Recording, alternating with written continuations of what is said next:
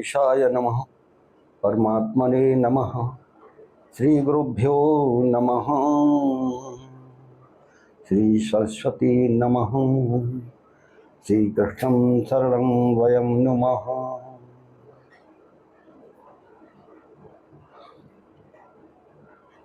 ये आवाहन इसलिए भी करना चाहिए कि ये शक्तियाँ ही प्रभु की शक्तियों के रूप में समाई हुई हैं। हम पवित्र भावना के साथ में और भावावेश भावुकता कृष्णमय होते हुए, भक्तिमय होते हुए जब इनका आवाहन करते हैं तो कहीं ना कहीं उनकी उपस्थिति दर्ज होती है। हाँ, खाली ऐसे ही कर दिया और श्री गणेश ऐसा नहीं, वो नहीं। मतलब वो तो एक तरह का रटा हुआ शब्द बोल दिया, रटा नहीं। जो शब्द है उसका अंदर जो है भाव आपके साथ में उसका रहना चाहिए, आपको समझ में आना चाहिए कि जैसे ही हमने कहा श्री गणेशाय नमः तो वही उनकी मूर्ति सामने जो है, एक दंत है, सूंड है, बाईं तरफ सूंड है, दाईं तरफ भी होती है लेकिन दाईं तरफ की सेवा करना बहुत मुश्किल होता है। और वही मुकुट पहने हुए हैं, लंबोदर हैं, चूहा मामा है, सवारी है उनकी, रिद्धि सिद्धि उनके साथ में है, शुभ लाभ उनके पुत्र हैं। तो ये भाव ओम श्री गणेशाय नमः के साथ आना चाहिए। परमात्मा ने नमः मतलब पूरे विश्व जो है, परमात्मा पूरे विश्व में जो आत्मा समाई हुई है उसका junction, main source of the soul वो परमात्मा। चाहे वो देवी देवता हो, चाहे जड़ हो, चाहे चेतन हो, कोई भी हो, विश्व की सृष्टि में 84 लाख योनियां हो, उसी की जो है ज्योति सब में समाई हुई है, आत्मा सब में समाई हुई है, या वही प्राण बन के सबको संचालित करता है। बाकी अपने अपने हिसाब से बाकी 84 लाख योनियां हैं, उसमें जो है सब अपने अपने भोग भोगने के लिए आती हैं। लेकिन मनुष्य अपने कर्मों का निपटारा करने के लिए आता है, उसको जो है निभाने के लिए आता है, क्योंकि बिना जो है उसको जो है निभाए, बिना भोगे पीछा नहीं छूटता है। लेकिन हमारी अक्सर आदत ये होती है कि हम अपनी गलती से किए हुए कार्य की अगर अच्छा हो गया तो हम श्रेय ले लेते हैं, अच्छा अगर कुछ गड़बड़ हो गया तो किसी न किसी को ऊपर वो ढकेल देते हैं कि इसकी वजह से ये हुआ। जबकि कोहू नहीं का ऊपर सुख दुख दाता, निज कृत कर्म भोग सब रहता। मतलब सब अपने कर्मों का फल प्राप्त करते हैं। अब कुछ महिलाएं हैं, स्त्रियां हैं, समझो समय है, उतार चढ़ाव आता है। आदमी अगर जो है उतार आ गया, उसको कोई हानि हो गई, धन हानि हो गई, ये संयोगवश होती हैं, आपके प्रारब्ध के अनुकूल ही होती हैं, क्योंकि जिसको मिलना होता है उसको आपने देना होता है, या आपके भाग में वो चीज़ होती ही नहीं है। लेकिन प्रॉब्लम यहाँ आती है कि वो पूरा दोष आदमी के पति के सर में मर देती है कि उसने ऐसा किया, नहीं तो आज ये होता, हम भी जो है करोड़पति होते हैं, हमारा भी यश मान चारों तरफ, हमारा घर होता, गाड़ी होती। लेकिन होती कैसे? प्रश्न ये है कि तुम्हारे भी भाग्य में तो होना चाहिए। अच्छा, किसी को शंका है तो अपना कुंडली दिखा दो।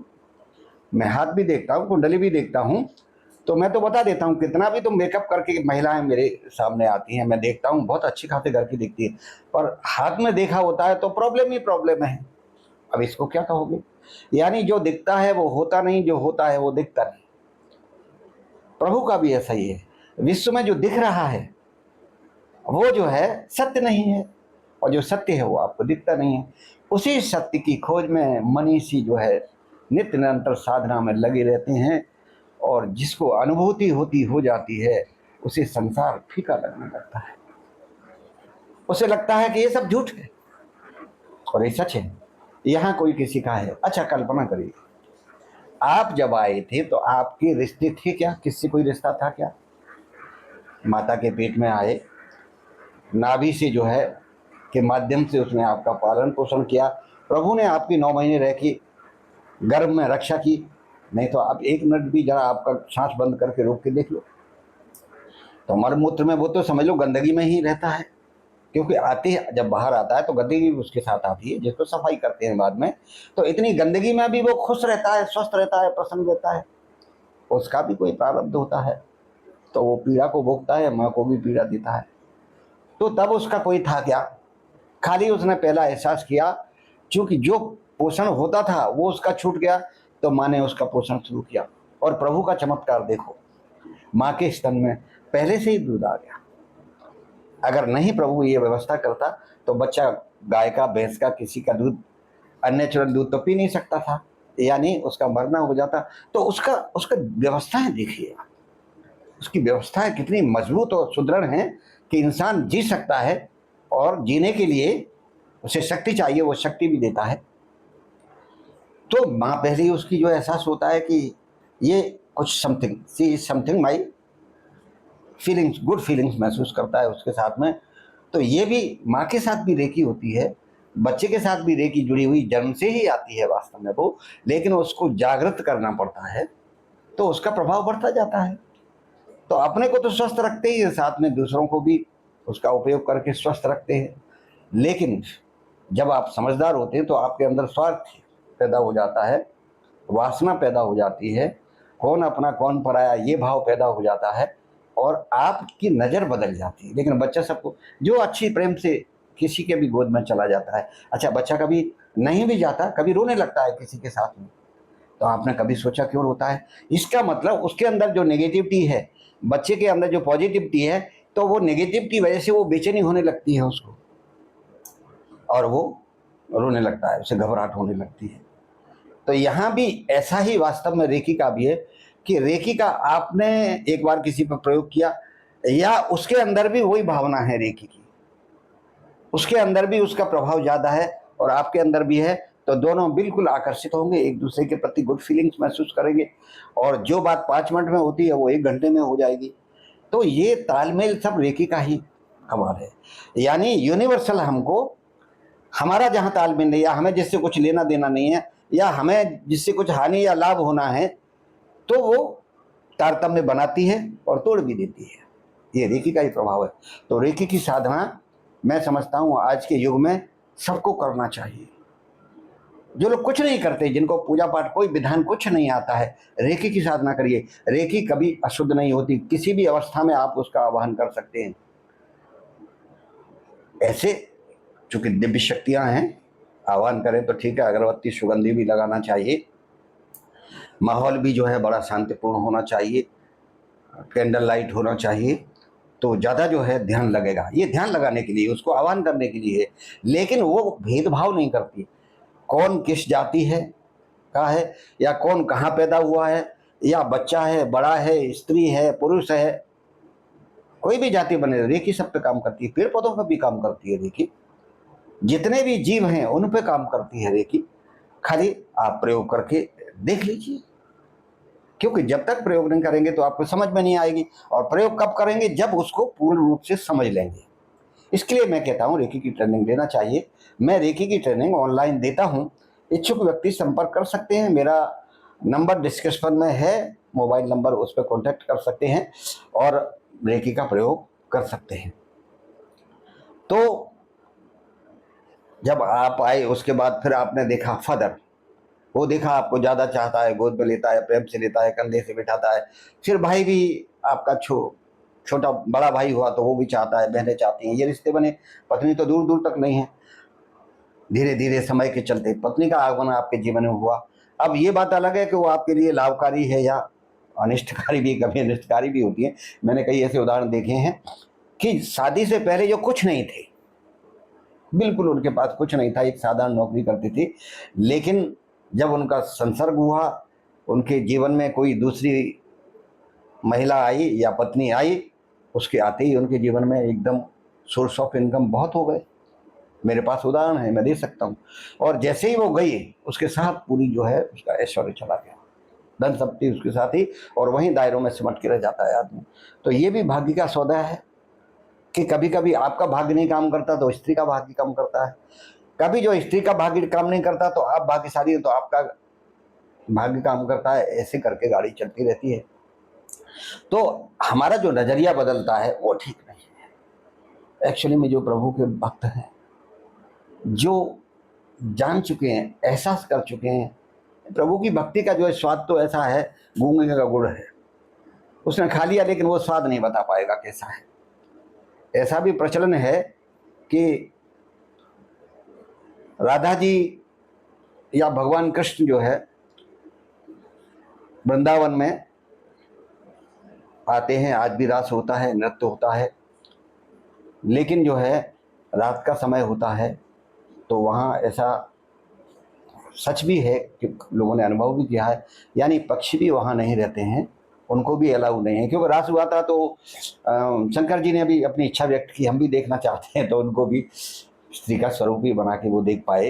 हालांकि प्रभु तो सब समझते हैं, लेकिन वो जो है आनंद, वो जो है व्यक्त किया ही नहीं जा सकता। तो वहाँ किसी ने देख भी लिया, समझो गलती से एक दो लोगों ने कोशिश की, छिप भी गए। छिपने के बाद जो है जब सुबह आए तो या तो उनकी जबान बंद हो गई, या इतना डर गए, या उनको जो है होश ही नहीं रहा कि हम कहाँ हैं, क्या है, और एट लास्ट में जो है या तो पागल हुए या मृत्यु को प्राप्त हुए। मतलब वो एक्सप्लेन नहीं कर पाए कि वो क्या आनंद है और कैसी प्रभु की रासलीला होती है। आज भी दातुन रखी जाती है, जल रखा जाता है, श्रृंगार का सामान रखा जाता है, जहाँ प्रभु का जहाँ आगमन होता है शयन करते हैं, और बाद में लॉक लगाते थे, जब खोलते हैं तो सब यूज किया हुआ मिलता है। यानी आज की तारीख में भी प्रभु का आगमन होता है, रास भी होता है, दिव्यात्माएं फिर मिलती हैं, गोपियां मिलती हैं, उनके ही स्वरूप में दिव्यात्माएं गोपियां ही हो जाती हैं, और वो रास आज भी रचा जाता है। और सुबह उठते ही अपनी अपनी शक्तियाँ अदृश्य हो जाते हैं। लेकिन जो यूज करते हैं वो बराबर पंडित लोग जो है देखते हैं, लोगों ने देखा भी है, सुबह भी देखते हैं, सब यूज के बिस्तर पे सलवटें मिलती हैं। तो ये सच है। जो लोग कहते हैं ईश्वर नहीं है, तो उनकी भ्रांति वहीं दूर हो सकती है, लेकिन ये सत्य है। जब आप सत्य के पीछे पड़ेंगे, सत्य की खोज करेंगे, तो सत्य से मुकाबला होगा। बाकी तो सब नष्ट होने वाला, नष्ट हो जाने वाला। ये शरीर भी तो नहीं है आपका। आपका है कौन, मुझे बताइए आप, कोई आपका है क्या? चलो आपका बुरा समय आने दीजिए, आपके माँ बाप भी कहेंगे बड़ा बोझ है हमारे ऊपर, क्या करें समझ में नहीं आती। हालांकि माँ निस्वार्थ रूप से प्रेम करती है, वो तो चाहती है जैसा भी है जो भी स्वीकार कर लेती है, लेकिन भाई बंद परिवार के सभी लोगों को बोझ दिखने लगता है। और जब अच्छा समय आता है तो आपके दूर के रिश्तेदार भी खास हो जाते हैं। तो यह प्रकृति का नियम है। जिस वक्त आपका भाग्य काम कर रहा है, जिस वक्त आपके ऊपर प्रभु की कृपा हो रही है, जिस वक्त आपको रेकी की अनुभूति होने लगी, आपके साथ रेकी जो है मदद करने लगी, निश्चित है आपका समय भी धीरे धीरे बदलने लगता है। और थोड़ा सा आपको भी मेडिटेशन करना होता है। तो आप ये तय मानिए कि जिस सत्य मार्ग पर जब हम चलते हैं, चारों वेदों में यही कहा गया है, निर्देश दिया गया है कि मनुष्य जीवन को कैसे जो है आगे बढ़ना चाहिए, उसके क्या कर्तव्य हैं, कैसे पूजा पाठ करना चाहिए। अगर नहीं आते हैं तो कलयुग केवल नाम आधारा, सुमिर सुमिर नरोत्तम पारा। तो सबसे सरल प्रभु का नाम है, नित्य कीर्तन करते रहिए। क्योंकि एक जो है जाप होता है, एक वाचिक होता है, एक उपांशु होता है, एक मनसा जाप होता है। तो वाचिक मतलब बोल बोल के हम करते हैं,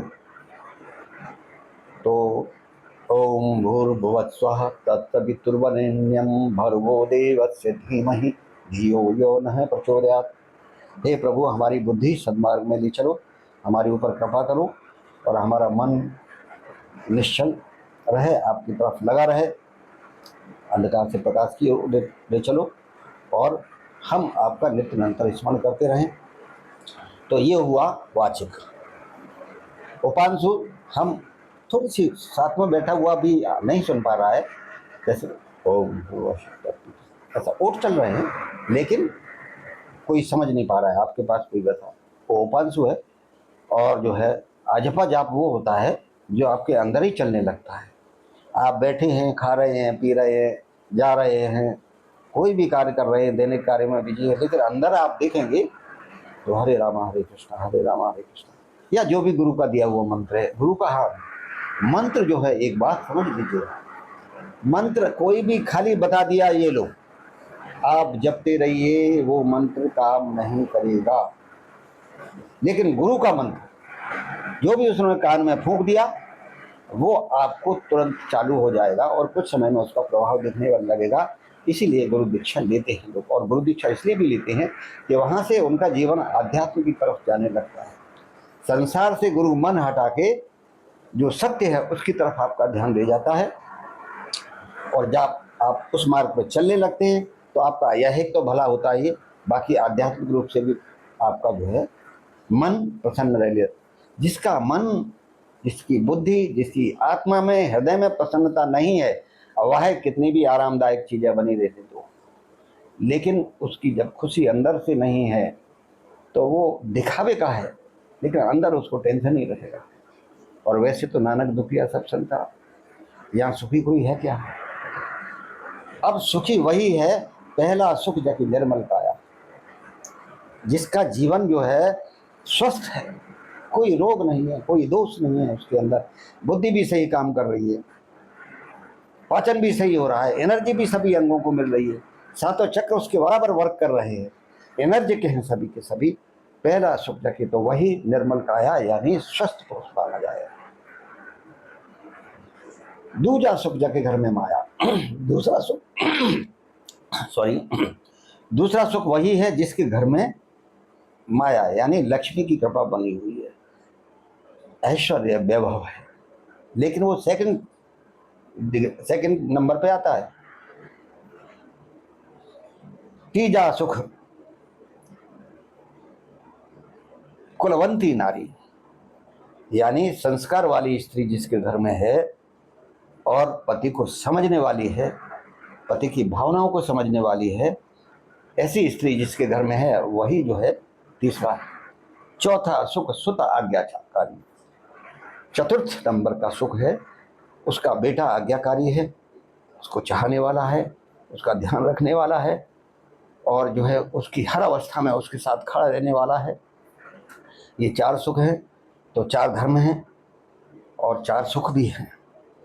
तो जिसके जीवन में ये सुख हैं वही ईश्वर की कृपा प्राप्त व्यक्ति माना जाएगा। और जा पे कृपा राम की हुई ता पे कृपा करे सब कोई।